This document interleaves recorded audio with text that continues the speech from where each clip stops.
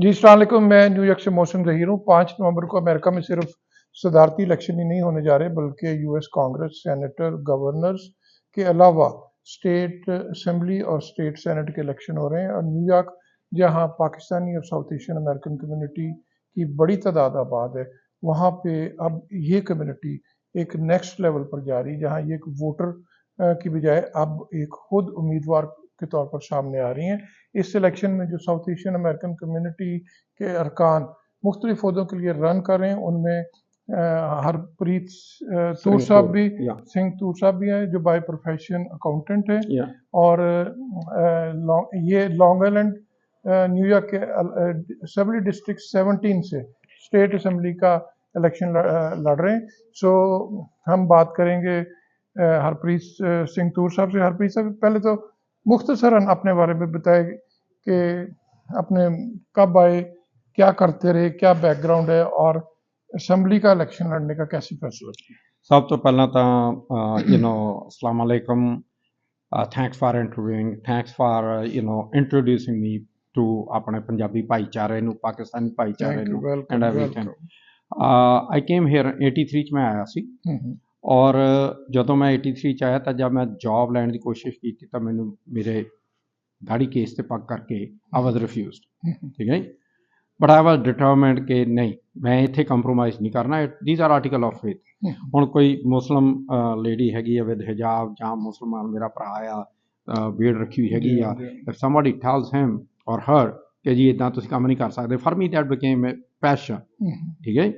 So out of that passion ਜਦੋਂ ਮੈਂ ਚੀਜ਼ਾਂ ਦੇਖਣੀਆਂ ਸ਼ੁਰੂ ਕੀਤੀਆਂ ਨਾ, ਅਮਰੀਕਨ ਪੋਲਿਟਿਕਸ ਕਿੱਦਾਂ ਵਰਕ ਕਰਦਾ ਹੈਗਾ ਆ, ਉਹਦੇ ਨਾਲ ਨਾ ਆਟੋਮੈਟਿਕਲੀ ਲੋਕੀ ਕਹਿ ਦਿੰਦੇ ਆ ਜੀ community activist.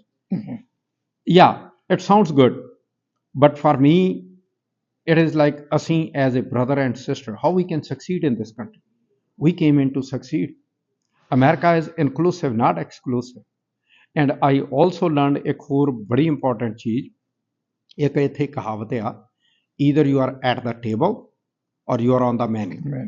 And I decided to be at the table, ਔਰ ਉਸ ਪੈਸ਼ਨ ਨੇ, ਉਸ ਕਮਿਟਮੈਂਟ ਨੇ, ਔਰ ਕਮਿਊਨਿਟੀ ਦੇ ਵਿੱਚ ਤੁਹਾਡੇ ਵਰਗੇ ਤੇ ਹੋਰ ਬੁਖਾਰੀ ਸਾਹਿਬ ਤੇ ਸ਼ਹੀਦ ਸਾਹਿਬ ਵਰਗੇ ਭਰਾਵਾਂ ਦੀ ਹਿੰਮਤ ਦੇ ਨਾਲ, ਉਹਨਾਂ ਦੇ ਸਾਥ ਦੇ ਨਾਲ ਅੱਜ ਉਹ ਭਰਾ ਜਿਹਨੂੰ ਜੌਬ ਨਹੀਂ ਸੀ ਮਿਲਦੀ, ਉਹਨੂੰ ਅਮਰੀਕਾ ਦੀ ਮੇਜਰ ਪਾਰਟੀ ਨੇ MLA ਦੀ, ਜਿਹਨੂੰ ਅਸੀਂ ਇੰਡੀਆ 'ਚ ਕਹਿੰਦੇ ਹਾਂ, ਤਾਂ ਤੁਹਾਡੇ ਮੇਰਾ ਖਿਆਲ ਆ ਨਿਊਯਾਰਕ ਸਟੇਟ ਦੀ ਅਸੈਂਬਲੀ ਵਾਸਤੇ ਟਿਕਟ ਮਿਲੀ ਆ। ਪਾਕਿਸਤਾਨ ਦੇ ਵਿੱਚ ਜਿਹੜਾ ਪੰਜਾਬ ਸਟੇਟ ਦਾ ਜੋ ਵੀ ਇਲੈਕਟਡ ਕਹਿੰਦੇ ਹੋਣਗੇ ਪਾਕਿਸਤਾਨ ਸਾਈਡ ਦੇ ਉੱਤੇ, ਦੈਟ ਇਜ਼ ਦਾ ਪੋਜੀਸ਼ਨ। ਔਰ ਇਹ ਮੇਰਾ ਖਿਆਲ ਆ ਕਿ ਮੇਰੇ ਵਾਸਤੇ ਐਜ਼ ਏ ਸਿੱਖ ਤਾਂ ਮਾਣ ਦੀ ਗੱਲ ਹੈਗੀ ਆ, ਪਰ ਸਾਡੇ ਸਾਰੇ ਸਾਊਥ ਏਸ਼ੀਅਨ ਵਾਸਤੇ, ਸਪੈਸ਼ਲੀ ਸਾਊਥ ਏਸ਼ੀਅਨ ਵਾਸਤੇ ਇਹ ਬਹੁਤ ਹੀ ਫਖਰ ਦੀ ਗੱਲ ਹੈ। ਤੁਹਾਡਾ ਹਲਕਾ ਜਿਹੜਾ ਨਿਊਯਾਰਕ ਦਾ ਇਲਾਕਾ ਲੌਂਗ ਆਈਲੈਂਡ ਡਿਸਟ੍ਰਿਕਟ 17, ਥੋੜਾ ਜਿਹਾ ਸਾਡੇ ਵਿਊਅਰਸ ਨੂੰ ਦੱਸੋਗੇ ਕਿ ਇਹਦੇ 'ਚ ਕਿਹੜੇ ਏਰੀਆਜ਼ ਆਉਂਦੇ ਨੇ। ਇਹਦੇ ਵਿੱਚ ਮੇਰਾ ਜਿਹੜਾ ਹੈਗਾ ਆ ਅਸੈਂਬਲੀ ਡਿਸਟ੍ਰਿਕਟ 17 ਆ, Levittown, East Meadow, Massapequa, North Massapequa, Plain Edge, part of Bethpage and South West Farmingdale.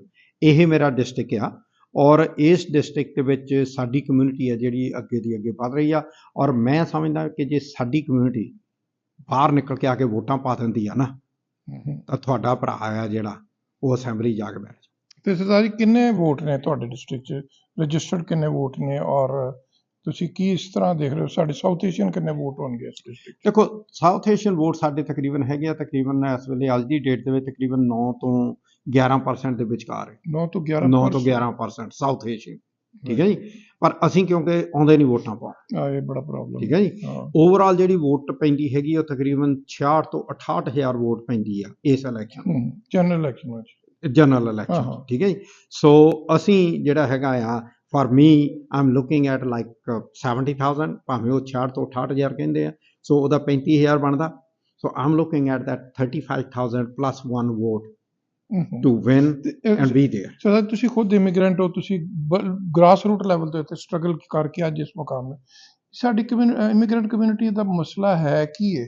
ਇਹ ਅਮਰੀਕਾ 'ਚ ਗ੍ਰੀਨ ਕਾਰਡ ਲੈਣਾ ਚਾਹੁੰਦੇ ਨੇ, ਸਿਟੀਜ਼ਨ ਲੈਣਾ ਚਾਹੁੰਦੇ ਨੇ, ਹਰ ਰਾਈਟਸ ਲੈਣਾ ਚਾਹੁੰਦੇ ਨੇ, ਪਰ ਜਦੋਂ ਪੋਲੀਟੀਕਲ ਪ੍ਰੋਸੈਸ ਦਾ ਹਿੱਸਾ ਬਣਨ ਦੀ ਗੱਲ ਆਉਂਦੀ ਹੈ ਤੁਹਾਡੀ ਵੋਟ ਜਿਹੜਾ ਤੁਹਾਡੇ ਕੋਲ ਬੜੀ ਵੱਡੀ ਪਾਵਰ, ਆਪਣੇ ਮੁਲਕਾਂ 'ਚ ਵੋਟ ਦੀ ਰੱਟ ਲਾਈ ਹੁੰਦੀ, ਇੱਥੇ ਕਿਉਂ ਨਹੀਂ ਵੋਟ ਪਾਉਣ ਨਿਕਲਦੇ?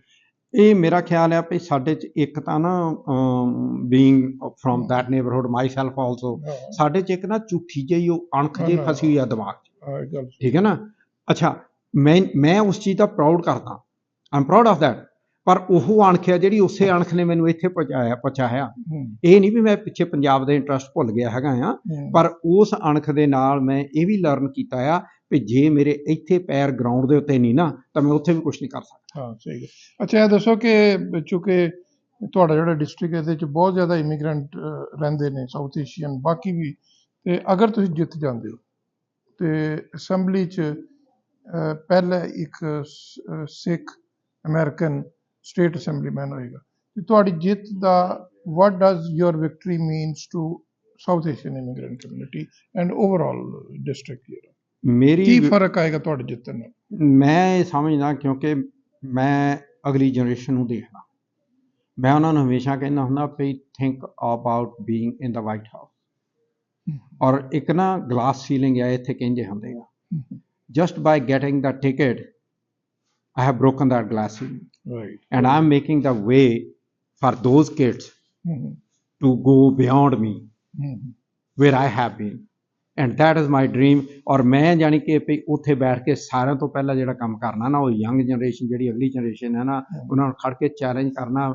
ਆਪਣੇ ਉਹ ਕਹਿੰਦੇ ਹੁੰਦੇ ਆ ਨਾ ਵੀ ਪੁੱਤ ਮੈਂ ਇੱਥੇ ਆ ਗਿਆ, ਹੁਣ ਤੂੰ ਦੱਸ ਕੀ ਕਰ ਸਕਦਾ, and I want to challenge them so that they can go more beyond where I have reached। ਅੱਛਾ ਜੀ, ਕਹਿ ਦੱਸੋ ਕਿ ਤੁਸੀਂ ਹੁਣ ਪੋਲੀਟੀਕਲ ਪ੍ਰੋਸੈਸ ਦਾ ਹਿੱਸਾ ਹੋ ਔਰ ਤੁਸੀਂ ਇਸ ਸਿਸਟਮ ਨੂੰ ਬੜੀ ਅੱਛੀ ਤਰ੍ਹਾਂ ਸਮਝਦੇ ਵੀ ਹੋ। ਜਿਹੜੇ ਬੰਦੇ 5 ਤਾਰੀਖ ਨੂੰ ਵੋਟ ਨਹੀਂ ਪਾਉਣਗੇ, ਤੁਹਾਡਾ ਕੀ ਖਿਆਲ, ਕੀ ਆਪਣਾ ਉਹਨਾਂ ਦਾ ਕੀ ਨੁਕਸਾਨ ਹੋਏਗਾ, ਕਿਸ ਗੱਲ ਦਾ ਘਾਟਾ ਹੋਏਗਾ? ਉਹਨਾਂ ਨੂੰ ਥੋੜਾ ਸਮਝਾਉਣ ਦੀ ਕੋਸ਼ਿਸ਼ ਕਰੋ ਤਾਂ ਕਿ ਉਹ ਇੱਦਾਂ ਆ, ਸਾਨੂੰ ਇੱਕ ਚੀਜ਼ ਸਮਝ ਲੈਣੀ ਚਾਹੀਦੀ ਹੈ। ਅਸੀਂ ਮੀਟਿੰਗ ਕਰਦੇ ਹਾਂ, ਸਾਡੀਆਂ ਪ੍ਰੋਬਲਮਸ ਹੈਗੀਆਂ, ਚਾਹੇ ਸਾਡੇ ਹੈਲਥ ਇੰਸ਼ੋਰੈਂਸ ਇਸ਼ੂ ਹੈਗੇ ਆ, ਚਾਹੇ ਸਾਡੇ ਸੜਕਾਂ ਟੁੱਟੀਆਂ ਹੈਗੀਆਂ, ਜਾਂ ਸਾਡੇ ਸਕੂਲਾਂ ਦੇ ਇਸ਼ੂ ਆ, ਠੀਕ ਹੈ ਜੀ। ਜਿਸ ਏਰੀਏ ਦੇ ਵਿੱਚੋਂ ਵੋਟਾਂ ਪੈਂਦੀਆਂ, ਤੁਸੀਂ ਇਹ ਦੇਖ ਲਓ ਵੀ ਇਲੈਕਟਿਡ ਬੰਦੇ ਸਾਰਿਆਂ ਤੋਂ ਵੱਧ ਇਨਵੈਸਟਮੈਂਟ ਉੱਥੇ ਕਰਦੇ। ਸਹੀ ਗੱਲ, ਸਹੀ ਆ ਨਾ। ਸੋ ਅਸੀਂ ਜੇ ਵੋਟ ਨਹੀਂ ਪਾਉਂਦੇ, ਅਸੀਂ ਇਕੱਲਾ ਆਪਣਾ ਨੁਕਸਾਨ ਨਹੀਂ ਕਰ ਰਹੇ, ਆਪਣੀ ਜਨਰੇਸ਼ਨ ਜਿਨ੍ਹਾਂ ਵਾਸਤੇ ਅਸੀਂ ਕਹਿੰਦੇ ਹਾਂ ਨਾ ਵੀ ਅਸੀਂ ਉੱਠ ਕੇ ਇੱਥੇ ਆਏ ਹਾਂ ਸਾਰਾ ਕੁਝ ਛੱਡ ਕੇ, ਅਸੀਂ ਉਹਨਾਂ ਦਾ ਨੁਕਸਾਨ ਕਰ ਰਹੇ ਹਾਂ। ਸਾਨੂੰ ਇਹ ਸੋਚਣਾ ਪੈਣਾ ਆ ਕਿ ਸਾਡੀ ਜਿਹੜੀ ਵੋਟ ਆ ਉਹਦੀ ਵੈਲਿਊ ਇੰਨੀ ਆ ਵੀ ਇਹ ਜਿਹੜੇ ਵੀ ਬੰਦੇ ਹੈਗੇ ਆ ਜਦ ਇਹ ਜਿੱਤਦੇ ਆ ਨਾ, ਉਹ ਤੋਂ ਸਾਰਿਆਂ ਤੋਂ ਪਹਿਲਾਂ ਇਹ ਦੇਖਦੇ ਵੀ ਕਿਹੜੀ ਕਮਿਊਨਿਟੀ ਨੇ ਸਾਨੂੰ ਵੋਟਾਂ ਪਾਈਆਂ, and then they reach out to that ਔਰ ਉਸੇ ਕਮਿਊਨਿਟੀ ਦੀਆਂ ਉਹ ਇਸ਼ੂਜ਼ ਨੂੰ ਵੀ ਸੁਣਦੇ ਆ, ਔਰ ਉਸ ਕਮਿਊਨਿਟੀ ਦੀ ਉਸ ਏਰੀਏ ਦੀ ਉਹ ਮਦਦ ਵੀ ਕਰਦੇ ਆ, and that is what I am looking for ਕਿ please come out and vote.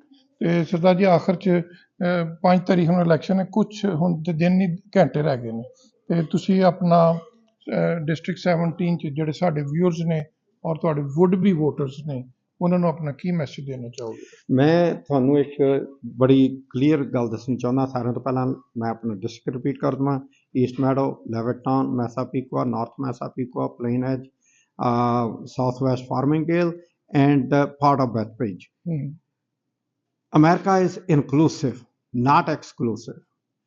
There are forces who are trying to make America exclusive to the people like us. And I want to prove by getting you to come out and vote for me to prove that we believe in inclusivity, we believe in togetherness, and we believe in moving forward together. And together we can make the difference. And that's what I'm looking for. Thank you very much. Good luck. Thank you very much. Thank you so much. Thank you. Don't forget to like, comment, and subscribe.